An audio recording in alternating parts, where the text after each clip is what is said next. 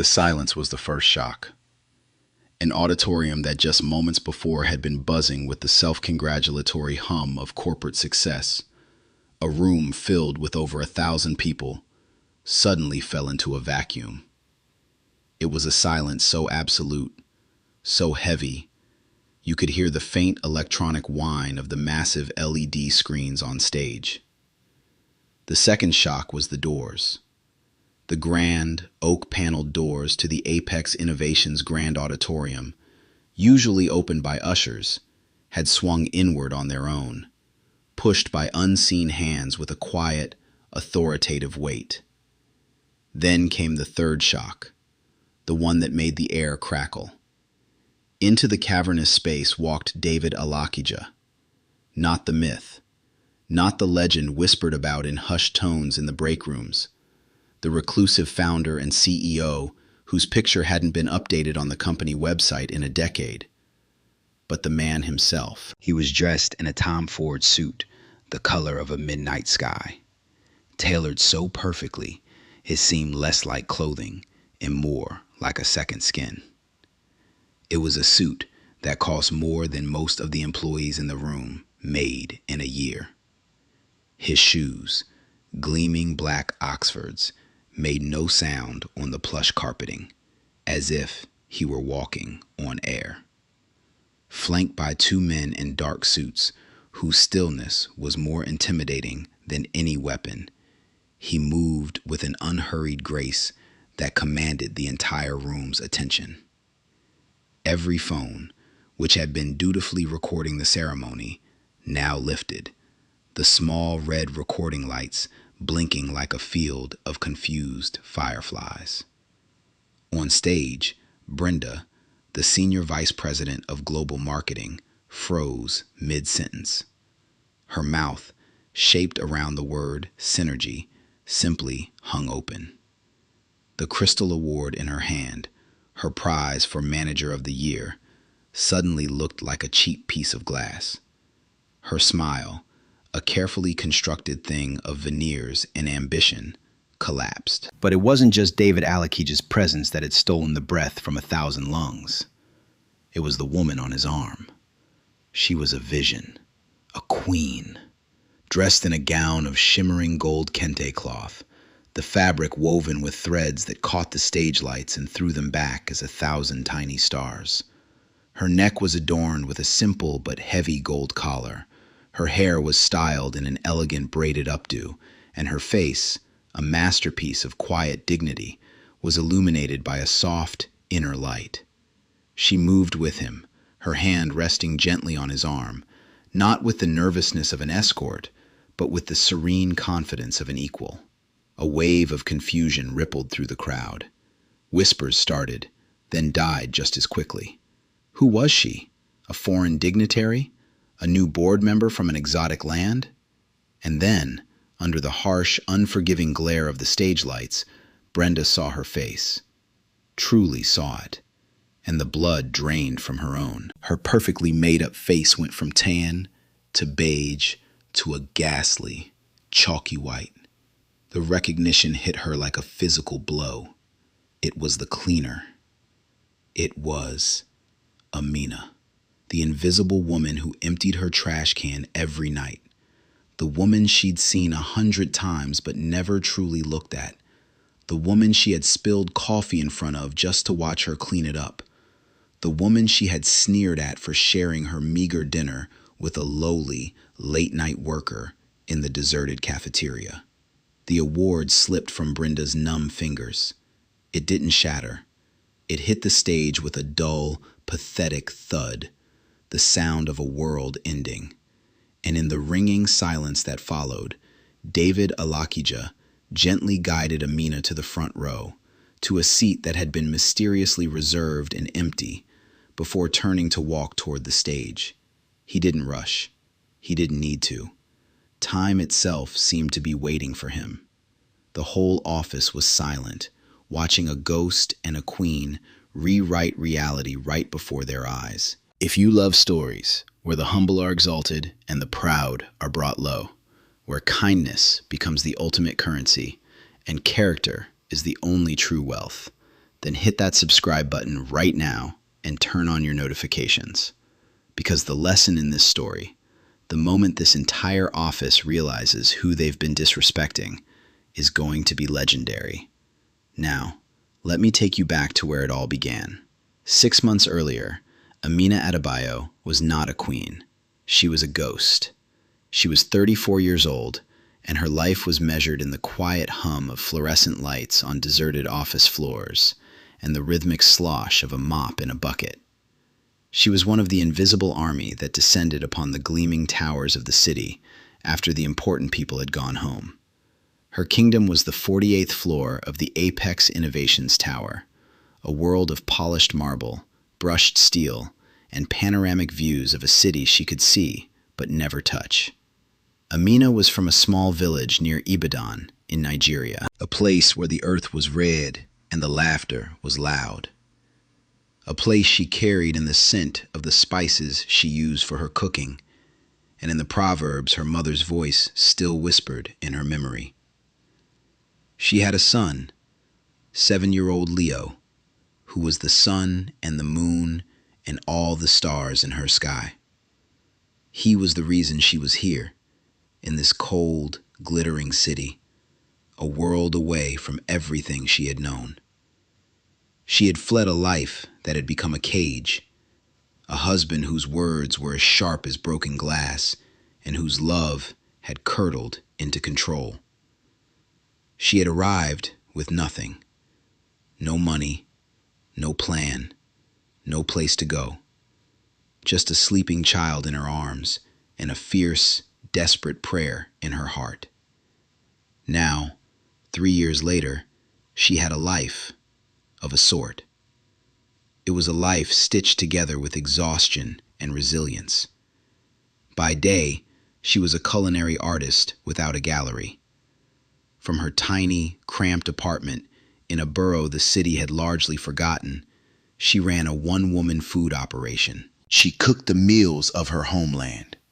Jollof rice that was a symphony of tomato and spice, pepper soup that could chase away the deepest chill, and fried plantain that was sweet and caramelized perfection.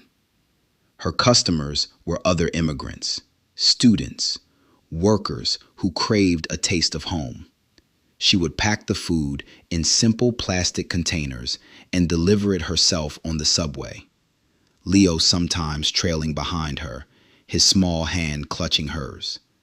By night, she became a different kind of artist, an artist of cleanliness.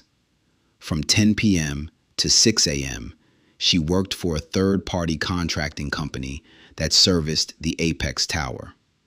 She polished surfaces until they reflected a distorted, funhouse version of her tired face. She vacuumed expensive rugs, the machine's roar a lonely sound in the echoing emptiness. She emptied the trash cans of people who made more in an hour than she made in a week. She saw the debris of their lives, discarded Starbucks cups, crumpled memos, the occasional wilted rose from a secret admirer. She was the silent witness to their triumphs and anxieties, yet to them, she did not exist. Her life was a relentless calculation of survival. The rent for their one-bedroom apartment, $1,450. Leo's after-school care, $300. Groceries, utilities, the subway pass. It all added up to a mountain of anxiety she climbed every single day. Just last week, Leo had come home with a list of school supplies. A new backpack, crayons, notebooks. The total came to $47.89. To Amina, it felt like $1,000. She had smiled, hugged him, and told him of course he would have the best backpack in the whole school.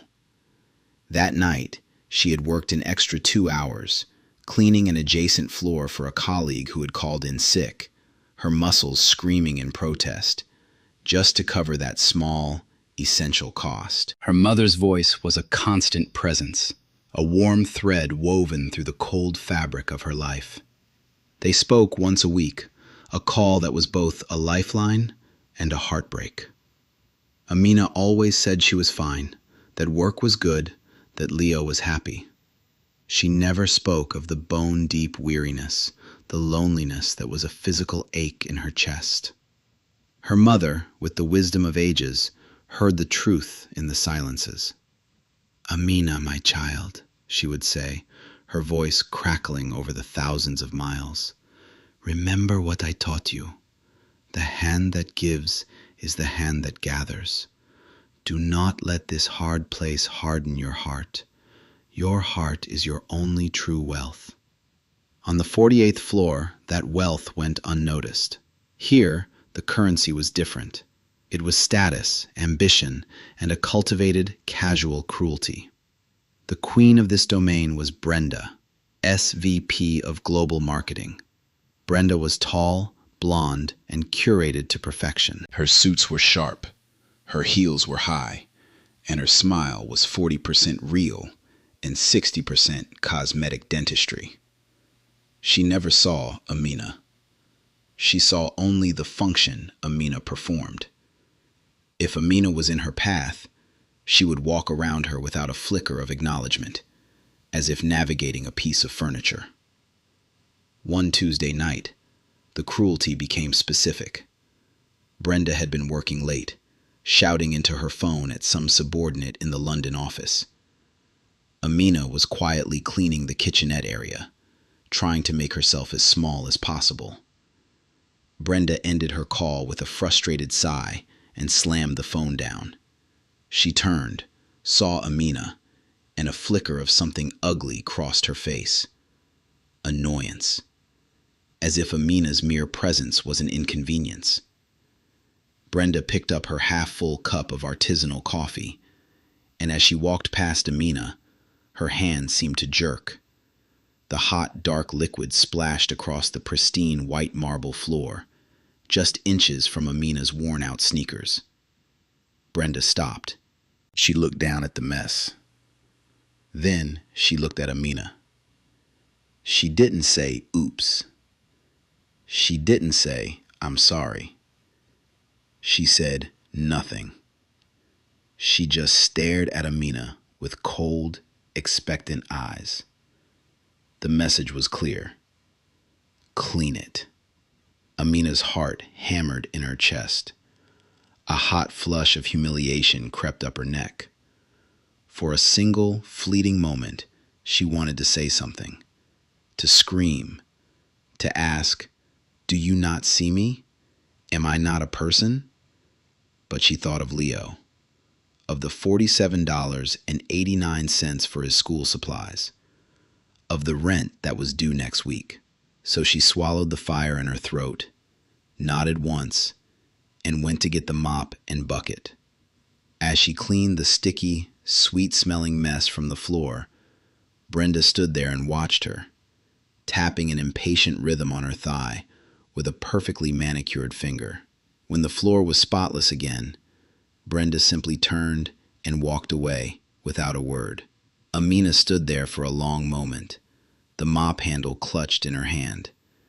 The injustice of it was a bitter taste in her mouth. It wasn't the work. The work was honest. It was the invisibility. It was the casual dehumanization.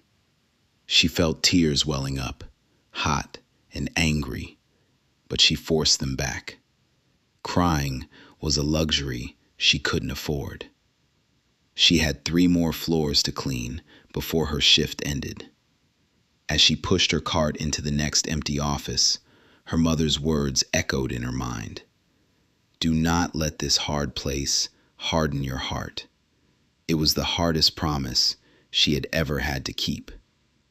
It was a Thursday night, deep into the belly of the week, that everything began to change. The office tower was a tomb, silent except for the hum of the servers and the distant whoosh of late-night traffic far below. Amina was on her last floor, the 52nd, home to the executive suites. It was almost 3 a.m. Her body ached with a familiar, deep-seated weariness. She was looking forward to her break, to the container of jollof rice and chicken she had packed for herself. A small comfort in the long, lonely night. As she pushed her cart into the executive cafeteria, a gleaming space of chrome and black leather that was rarely used, she saw him. A man was sitting at one of the tables, his head in his hands. He wore a simple gray suit that was slightly rumpled, the kind a junior analyst might wear after pulling an all-nighter. His tie was loosened, and his face, when he looked up at the sound of her cart, was etched with exhaustion and something else. Defeat. He looked to be in his late 30s, with kind eyes that were currently clouded with worry. "I'm sorry," he said, his voice a little hoarse. "Am I in your way?" "No, not at all," Amina replied softly. It was unusual to see anyone this late, especially up here. The executives were long gone, whisked away in their black cars. The man sighed and ran a hand through his dark hair. I think I've lost my wallet. My phone's dead. I've been in meetings all day, missed dinner. I was just trying to get a soda from the vending machine and nothing." He gestured vaguely at his pockets. "I've checked everywhere. Must have left it in a conference room downstairs." He looked genuinely distressed and hungry. Amina knew that look. It was the quiet panic of being stranded, of a small problem that feels monumental when you're tired and alone. She looked at him, then at her cart, where her own small meal sat waiting for her. It was her one meal for the shift, the food she looked forward to all night. Her mother's voice, clear as a bell. "The hand that gives is the hand that gathers." She hesitated for only a second. "Are you hungry?" she asked. He looked up, surprised. "Starving, to be honest, but there's nothing I can do about it now. I'll just wait for the first train." "No," Amina said, a decision solidifying in her heart. "Please, I have food, more than enough." She walked over to her cart and pulled out the plastic container. The aroma of tomato, ginger, and smoked paprika filled the sterile air of the cafeteria, a warm, living scent in a dead space. She also had a small bag with 2 pieces of sweet, fried plantain. She took out the container, a plastic fork, and the bag, and placed them on the table in front of him. The man stared at the food, then back at her, his eyes wide with disbelief. "I can't take your dinner." "It is not a problem," Amina insisted, her voice gentle but firm. "I am not as hungry as you are. Please, eat." He looked at her, really looked at her, and in his gaze, she felt something she hadn't felt in a long time. She felt seen.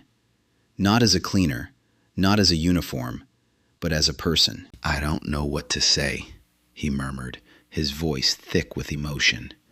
He picked up the fork and took a hesitant bite of the rice. His eyes closed for a moment. "Wow," he whispered. This is incredible. What is this?" "It is jollof rice," Amina said, a small smile touching her lips for the first time that night. "With chicken." He ate with the focused intensity of a man who was truly hungry. He didn't speak again until the container was nearly empty. "You're a lifesaver," he said, finally looking up, "and an amazing cook." He paused, then his face clouded over again. "But now I have no way to get home. The cab, I can't pay for it." Amina thought of her own finances.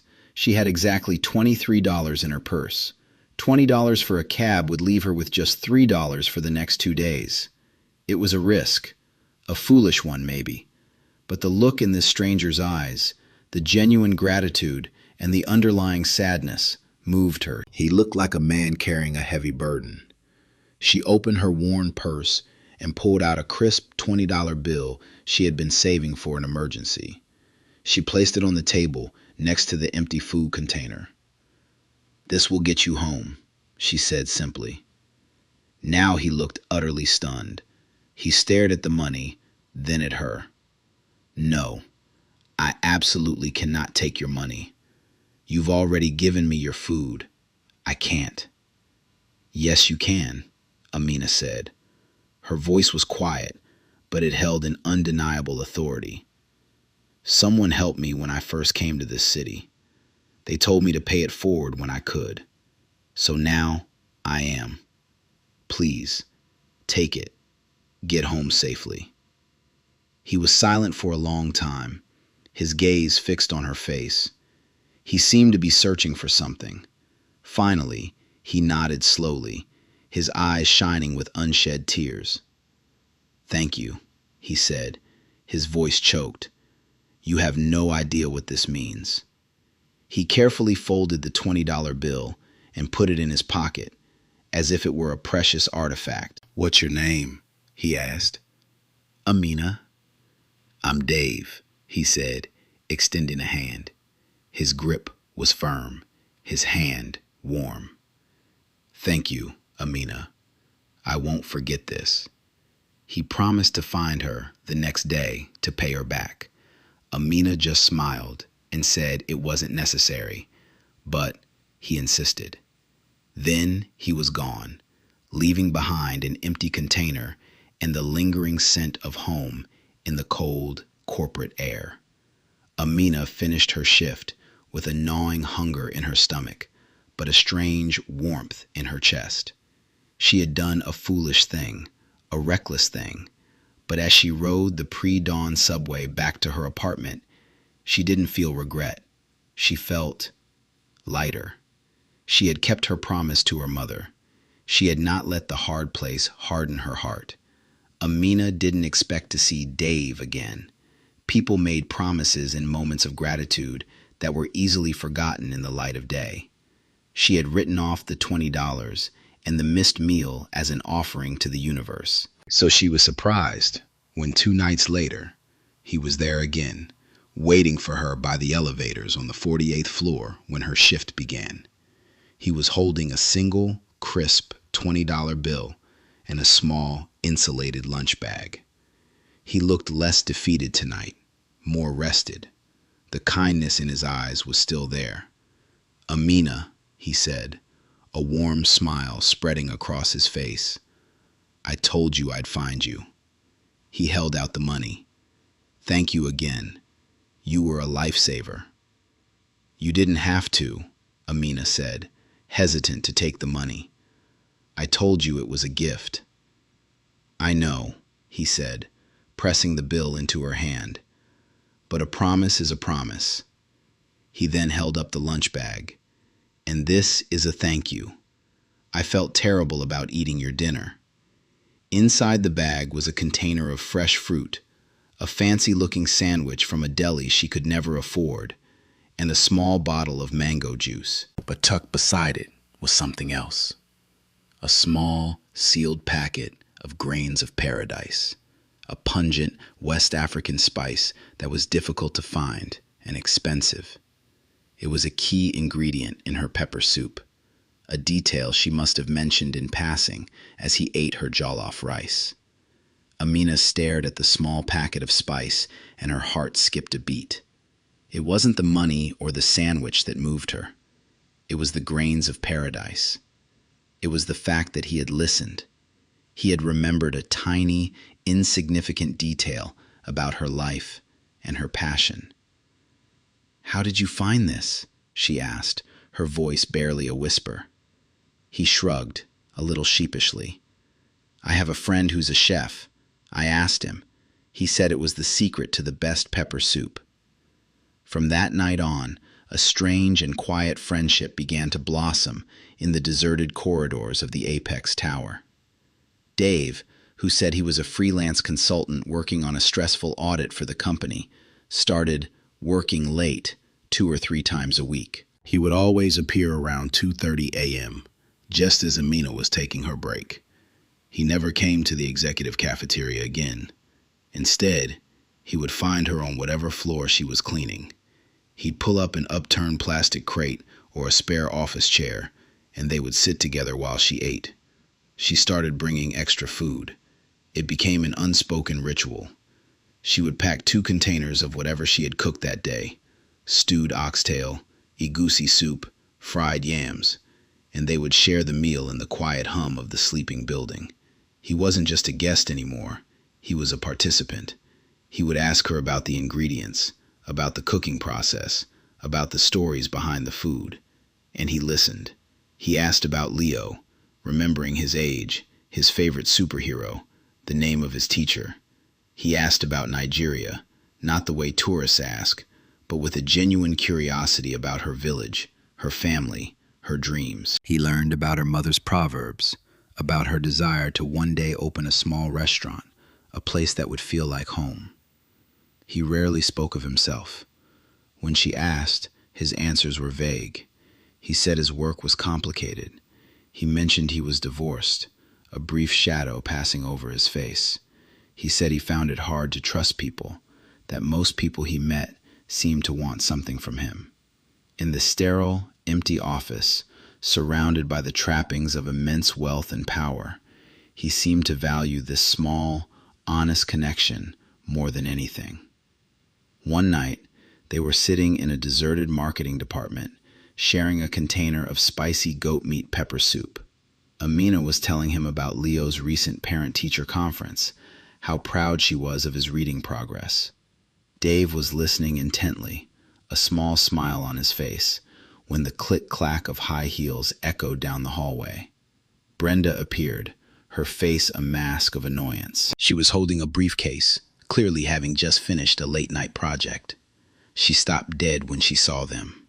Her eyes swept over the scene, the cleaner, sitting on a supply crate, sharing food with a man in a rumpled, off-the-rack suit. Her lip curled in a barely concealed sneer. "Well, well," she said, her voice dripping with condescension. "Networking in the middle of the night, Amina. I suppose you have to take what you can get."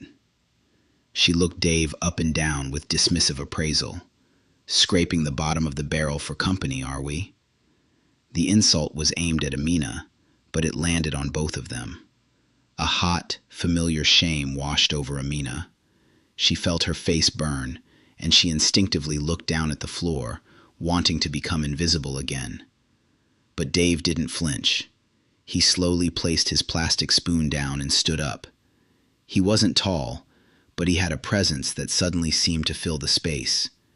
He looked directly at Brenda, his kind eyes now holding a cool, steady fire. "Her name is Amina," he said, his voice quiet but carrying an immense weight. "And she wasn't networking. She was sharing her meal with me because I was hungry. It's called kindness. You should try it sometime. It's more valuable than whatever is in that briefcase." Brenda was taken aback. She had expected the man to be cowed, to shrink under her authority. Instead, he was defending the cleaner with a calm, unshakable dignity. She opened her mouth to retort, to pull rank, but something in his gaze stopped her. It was a look of profound disappointment, a look that judged her and found her wanting. Flustered and angry, she snapped her mouth shut, tossed her hair, and stormed off down the hall, her heels clicking in angry retreat. Amina looked up at Dave, her heart pounding. No one had ever defended her like that. No one had ever stood up for her. "Thank you," she whispered, her voice trembling slightly. "Don't thank me," he said, sitting back down on his crate. "She had no right to speak to you that way, to speak to anyone that way." He picked up his spoon and took another bite of the soup. "This is really good," he said, changing the subject, giving her the space to recover. "You really should open that restaurant someday." In that moment, sitting on a hard plastic crate in the middle of the night, sharing a humble meal, Amina felt safer and more respected than she ever had in the daylight world.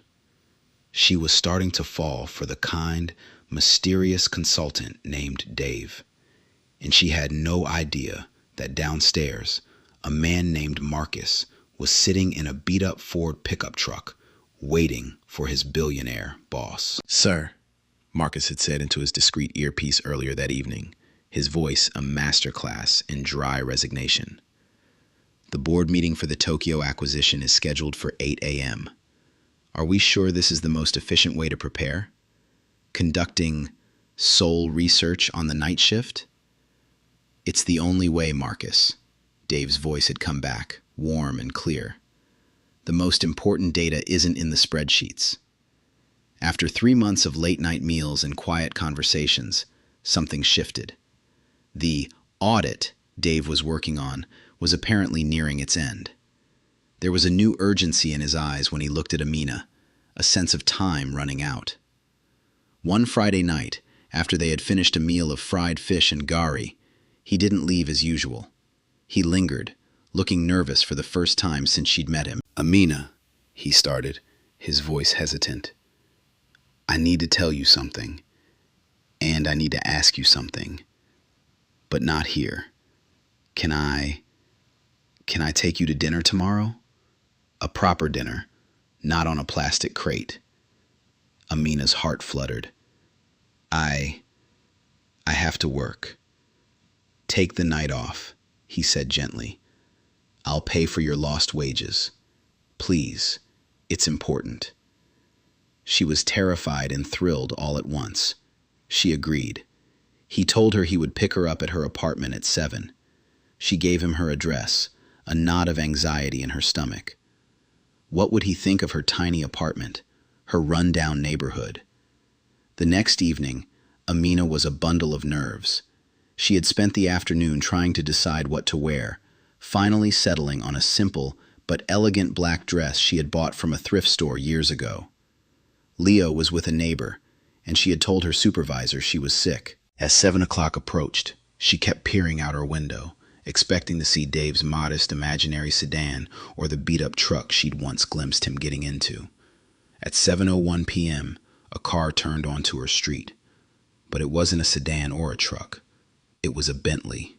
A long, sleek, impossibly black Bentley Mulsanne that seemed to suck all the light and sound from the street. It glided to a silent stop in front of her building. Neighbors peered out of their windows, their mouths agape.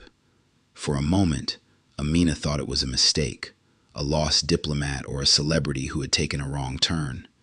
Then, the back door opened, and Dave stepped out. He wasn't wearing his rumpled consultant suit. He was dressed in a dark, impeccably tailored blazer, an open-collared white shirt, and trousers that cost more than her monthly rent. He looked powerful. The kind exhaustion was gone from his eyes, replaced by a calm, confident authority. He saw her standing in the doorway of her building, her eyes wide with shock, and he gave her a small, apologetic smile. "You have some explaining to do, Dave," she said, her voice barely a whisper. "I know," he replied softly. "I promise I will. But first, dinner." The chauffeur who opened the door for her was a familiar face. It was the man she had seen once in the pickup truck. He was now in a crisp, gray uniform. He gave her a polite nod and a look that was equal parts amusement and respect. "Ma'am," he said. His name, she would learn, was Marcus. The drive was silent. Amina's mind was racing. Who was this man? Was he in some kind of trouble? Was he a fraud? The interior of the car was a world away from her life, all polished wood and soft leather that smelled of money. He didn't take her to a fancy Michelin-starred restaurant. Instead, they drove for 20 minutes to a different borough, to a small, unassuming storefront with a simple sign, the Calabar Kitchen.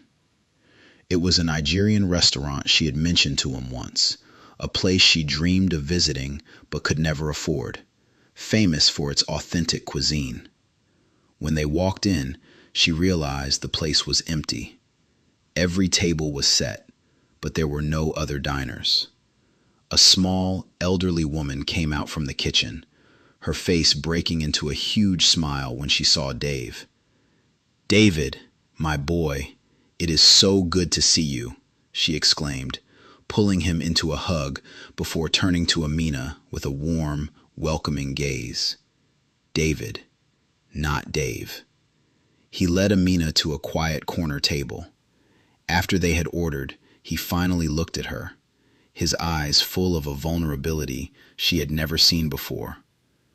"My name is not Dave," he began, his voice low. "It's David. David Alakija."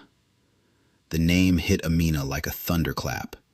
Alakija, as in the Alakija Tower, as in Apex Innovations, the reclusive, genius founder, the billionaire who was more myth than man.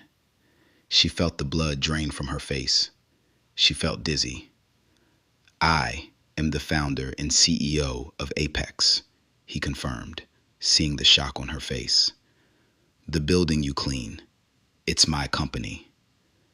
Amina just stared at him, speechless. Her mind was a whirlwind of confusion, anger, and a deep, aching sense of betrayal. She had been a game to him, a science experiment, the rich man playing at being poor to amuse himself. "Why?" she finally managed to choke out, the word tasting like ash. "Because I was broken," he said, his voice raw with honesty. "I went through a very public, very painful divorce a few years ago. My ex-wife, I discovered she never loved me. She loved what I could provide, my name, my money, the access. When she left, she took half of everything. But what she really took was my ability to trust. Everyone I met after that, I couldn't tell if they saw me or if they saw a walking bank account. I became a commodity." He leaned forward, his eyes pleading with her to understand. "My father, before he passed, told me, 'David, if you want to know a person's true character, don't watch how they treat their equals. Watch how they treat the person who can do nothing for them.' I was losing faith in people, in my own company. I felt disconnected from the very people who made my business run. So, I started walking the floors at night. I wanted to see the heart of my own creation. And then, I got an idea. A test. I lost my wallet. I wanted to see what would happen." He shook his head, a sad smile on his face. "For weeks, I tried. I asked a security guard for help. He told me to get lost. I asked a junior executive working late. He laughed in my face. I was about to give up. I thought my father was wrong, that a person's character was just a transaction. And then I met you." He reached across the table and gently took her hand. "You, Amina, you had nothing. I could see the weariness in your eyes. I knew what it meant for you to give away your dinner, to give me your last $20. You weren't giving from your abundance. You were giving from your substance. You didn't do it because you expected anything in return. You did it because you have a good heart. You didn't just give me food, Amina. You gave me hope." Tears began to stream down Amina's face, not tears of sadness or anger, but tears of overwhelming, world-altering validation. The humiliation of Brenda, the exhaustion, the invisibility, it all washed away in the face of this staggering confession. He saw her. He had seen her all along. "Why me?" she sobbed, the question coming from the deepest part of her soul. "Why you?" he repeated softly, his thumb gently wiping away a tear from her cheek. "Because when I was a nobody, you treated me like a somebody. Because you have more integrity in your little finger than my entire board of directors. Because you cook jollof rice that tastes like home. Because you quote your mother's proverbs and you dream of a small restaurant. Because you are the most real person I have ever met in my entire life." He paused, his gaze intense and unwavering. "My audit is over, Amina. I found what I was looking for. I found you."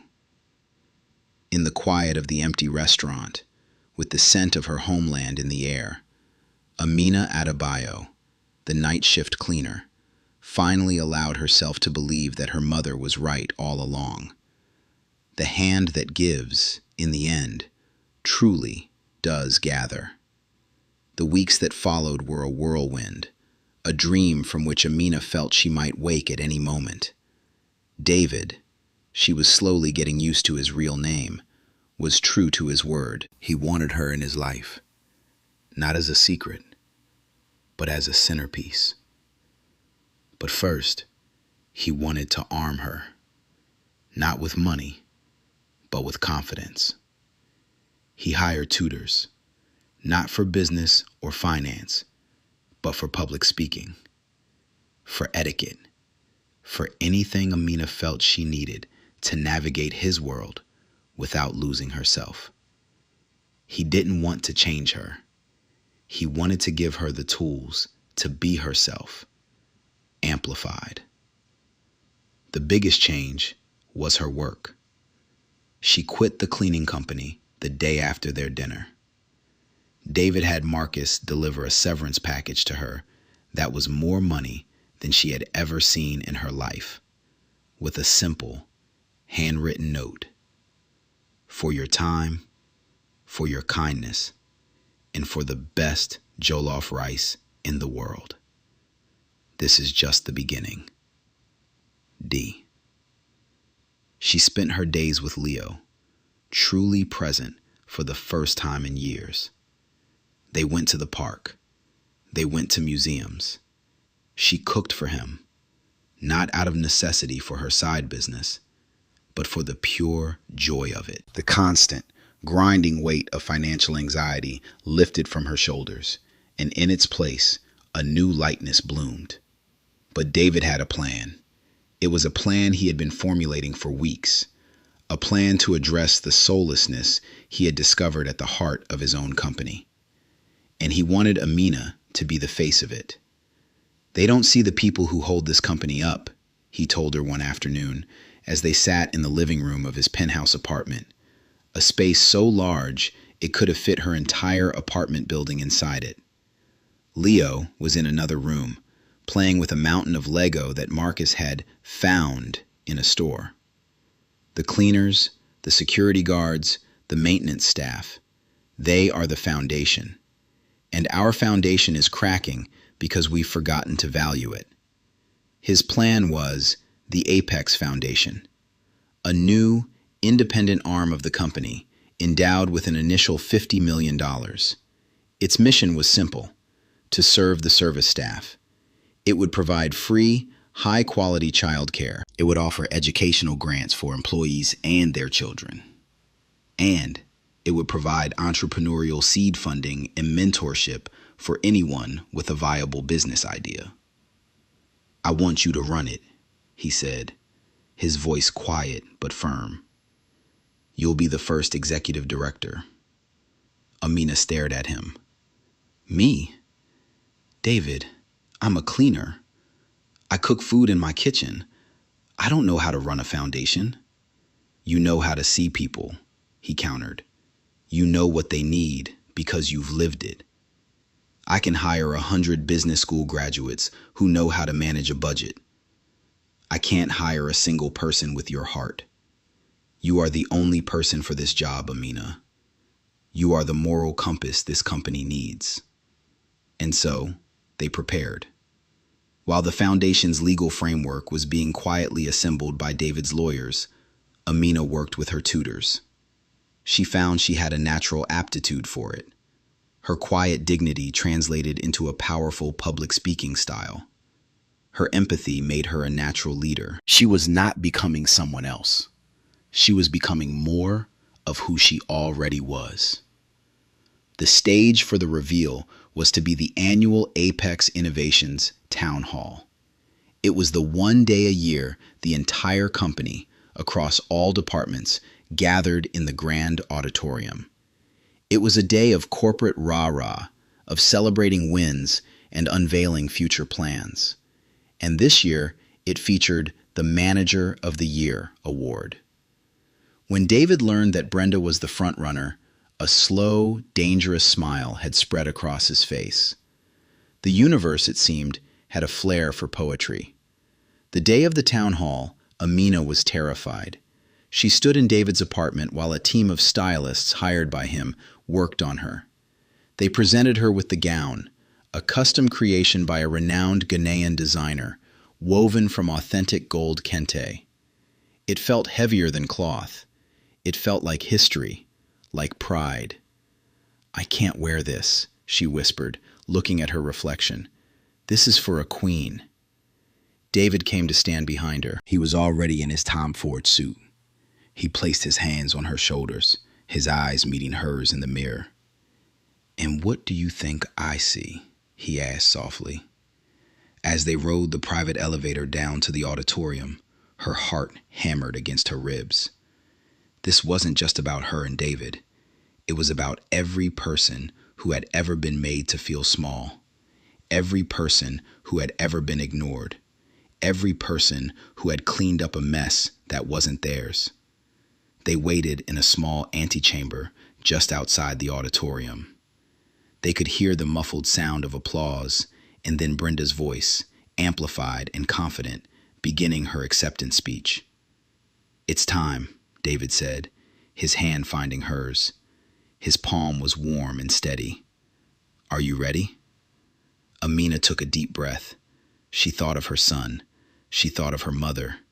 She thought of the woman who had stood on a cold floor, mopping up spilled coffee under the contemptuous gaze of the woman who was now on that stage.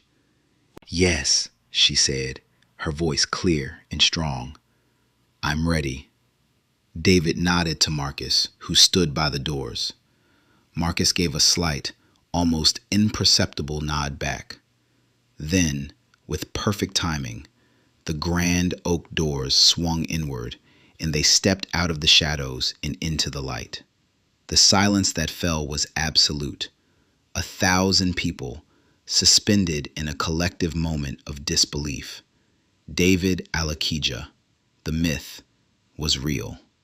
And on his arm was a goddess woven from gold and starlight.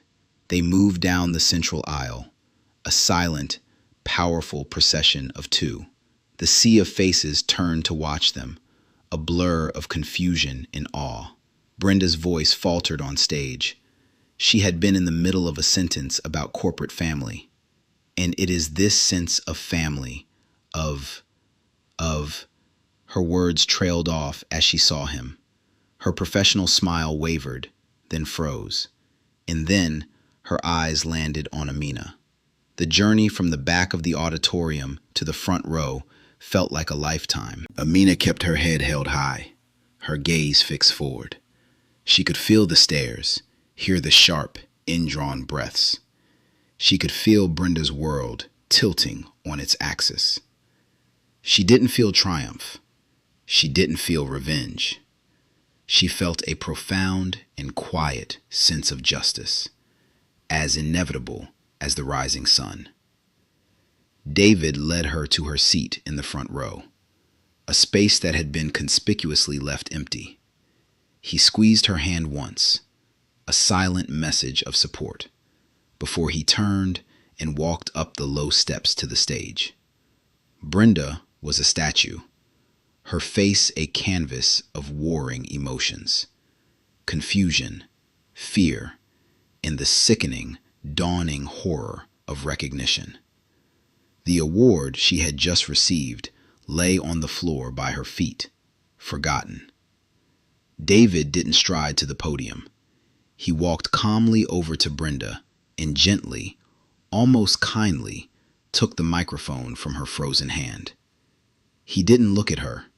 He looked out at the 1,000 faces staring back at him. "Good afternoon," he said, his voice calm and even, yet it filled every corner of the vast room.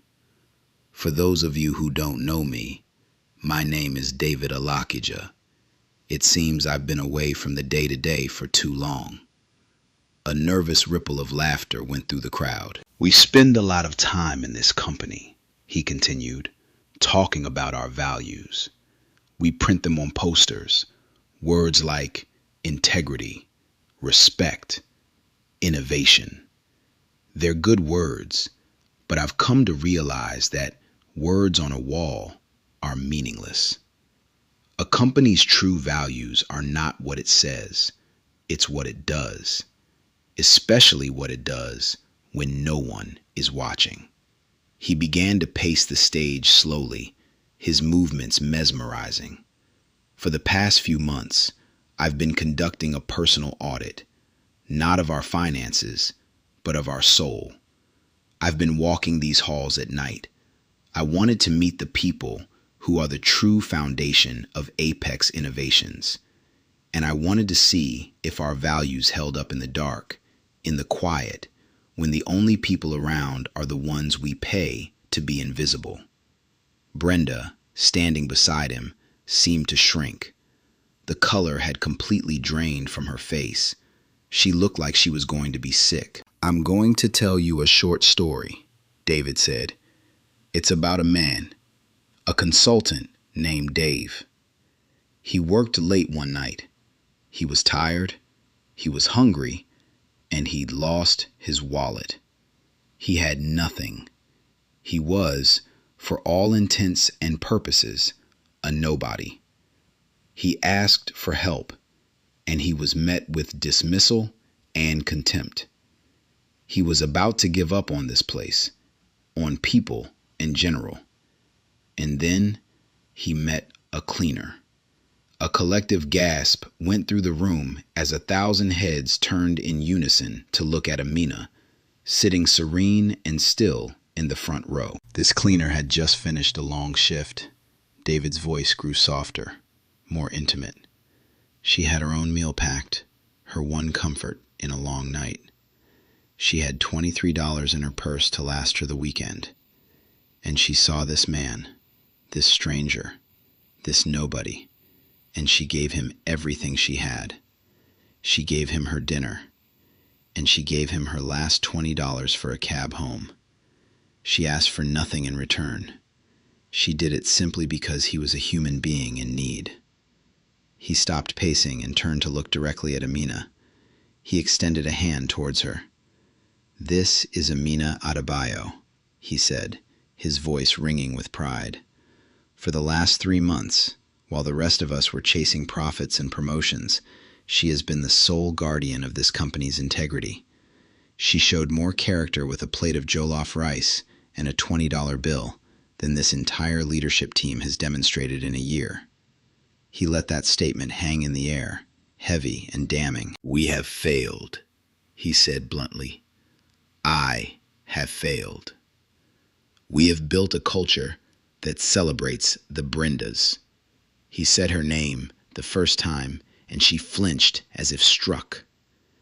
"The people who are skilled at managing up, while we ignore the Aminas, the people who quietly, diligently do the real work. That ends today." He turned back to the audience. "Effective immediately, I am announcing the formation of the Apex Foundation. It is an independent entity endowed with $50 million of company profits." He listed the initiatives: the child care, the education grants, the entrepreneurial seed fund, all for the company's service staff. A wave of murmurs and whispers swept the room. It was an unprecedented move. "This foundation needs a leader," David continued, his voice rising with passion. "It needs someone who understands its mission not as a theory, but as a lived reality. It needs a moral compass." He looked at Amina again, his eyes full of love and respect. "The first executive director of the Apex Foundation will be Miss Amina Adebayo." The silence finally broke. It was shattered by a single person clapping. In the back of the auditorium, a security guard, a man Amina had always greeted by name, had gotten to his feet and was applauding. Then another person joined him, a mailroom clerk, then a junior analyst. Within seconds, the entire auditorium, from the back rows to the middle managers, was on its feet.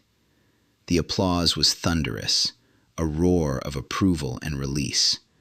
It wasn't just for Amina. It was for the idea she represented. Only the front row, The row of stunned senior vice presidents and the woman frozen on stage remained seated. Brenda stared out at the standing ovation, at the woman in the golden gown who was now being honored, and her perfectly constructed world, finally, irrevocably, crumbled into dust. In the aftermath, justice was not swift and brutal. It was poetic and precise. Brenda was not fired. David knew that firing her would make her a martyr to some, a casualty of a new regime. It was too easy. Instead, her punishment was to be a slow, grinding education in humility. 2 weeks after the town hall, an internal memo announced a corporate restructuring. Brenda's prestigious role as SVP of Global Marketing was eliminated. Her team was absorbed into other departments. Her corner office with the panoramic view was given to a rising star from the tech division. Brenda was reassigned. Her new title was Director of Foundation Implementation. Her new job was to personally oversee the rollout of every single program of the Apex Foundation. Her new office was a small windowless room on the basement level, next to the maintenance supply closet. And her new boss, to whom she had to report directly every single day, was Amina Adebayo. The first meeting was a study in controlled agony. Brenda, stripped of her designer power suit and wearing a modest blouse and slacks, sat across a simple desk from Amina. She couldn't meet her eyes.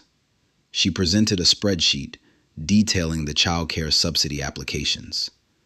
Amina reviewed the document with quiet competence. She was no longer the timid cleaner. She was the executive director. She pointed to one line item. Mrs. Rodriguez from the night shift janitorial team on floors 12 to 18, Amina said, her voice even. Her application for her son's daycare is still pending. Why? Brenda mumbled something about a missing form. I know Maria Rodriguez, Amina said softly. She works 2 jobs to support that boy. Please ensure her application is approved by the end of the day. Personally, walk it down to her and tell her it's been approved. Brenda looked up, her eyes flashing with a spark of her old arrogance, but it died instantly under Amina's calm, steady gaze. Yes, Miss Adebayo, she muttered, the name like acid on her tongue. And so it went. Brenda, the woman who had never seen the faces of the service staff, now had to learn all their names. She had to sit with them and help them fill out grant applications for their children's college funds. She had to listen to their stories, their struggles, their hopes. She, who had once spilled coffee with casual disdain, was now forced to confront the humanity she had so long ignored. It was a prison of empathy. Meanwhile, Amina flourished. With a seed funding grant from her own foundation, a process she insisted on making completely transparent and by the book, and a personal investment from David, she opened her restaurant. She called it Amina's Kitchen. It was a beautiful, warm, inviting space downtown, decorated with Nigerian art and textiles. It didn't take long for the city to discover it. The food, made with love and the finest ingredients, was a sensation. Soon, there was a 3-week wait for a dinner reservation. Amina also won the contract to replace the soulless corporate cafeteria in the Apex Tower. Now, the executives and analysts lined up for her jollof rice and pepper soup, the very food they had once been oblivious to. She hired Maria Rodriguez's newly graduated daughter as her assistant manager. She built her business by lifting others up. One evening, about 6 months into their new roles, Amina was working late in her foundation office. She walked past Brenda's small office and heard a sound. A quiet, choked sob. She paused, then gently pushed the door open. Brenda was sitting at her desk, her head in her hands, crying. Not angry, frustrated tears, but the deep, ragged sobs of someone who has truly broken. She looked up, her face streaked with mascara, expecting to see contempt or triumph in Amina's eyes. But Amina's face held only a gentle compassion. She didn't say a word. She simply walked over and placed a warm container on the desk. Brenda looked down. It was jollof rice, fragrant and steaming, with a piece of tender chicken on top. "Eat," Amina said softly. "You look tired." That simple act of grace was the final blow. It was a kindness Brenda knew she had not earned and did not deserve. And in that moment, the last vestiges of her pride shattered. She looked at Amina, the woman she had tried to humiliate, the woman who now held all the power, and saw not an enemy, but a mirror to her own failings.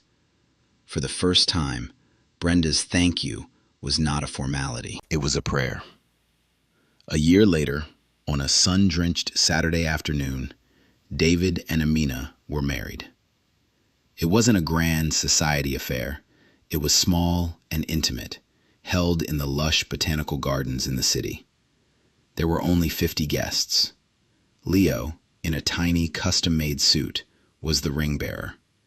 Amina's mother, flown in from Nigeria, sat in the front row, her face a portrait of luminous pride. She was wearing a traditional jele that was a work of art. Marcus, looking slightly uncomfortable in his role as best man, gave a speech that was perfectly him. "I have served as Mr. Alakija's driver, security, and consigliere for 15 years, he began, his voice dry as a desert. I've seen him command boardrooms, move global markets, and stare down corporate raiders without blinking. But I have never, ever seen him as terrified as he was the night he asked a cleaner for a plate of rice. I knew then," he said, raising his glass to Amina, "that the company was finally in good hands." When it came time for the vows, David took Amina's hands. "They say a man's wealth is measured in numbers," he said, his voice thick with emotion. "But my life was a string of zeros until I met you. You taught me that true value is measured in character. You saw me when I had nothing, and in doing so, you gave me everything." He slipped a simple, elegant diamond ring onto her finger. Later, she would see the engraving inside. It wasn't a date or a set of initials. It was a simple, powerful number. $20. The symbolic callback to the beginning of it all. When it was her turn, Amina's voice was a clear, steady bell. "My mother taught me that the hand that gives is the hand that gathers," she said, her eyes locked on David's. "I didn't understand the depth of that truth until I met you. You saw me when I was invisible. You heard me when I was silent. You gave me back my own dignity, and that is a gift greater than any fortune. Yes, David, today and every day." As they were pronounced husband and wife, and the small crowd erupted in joyful applause, Amina looked out at the faces of her friends and family, her son, her mother, her new husband. She saw the staff from her restaurant, the women from the foundation she had helped, all smiling, all celebrating her.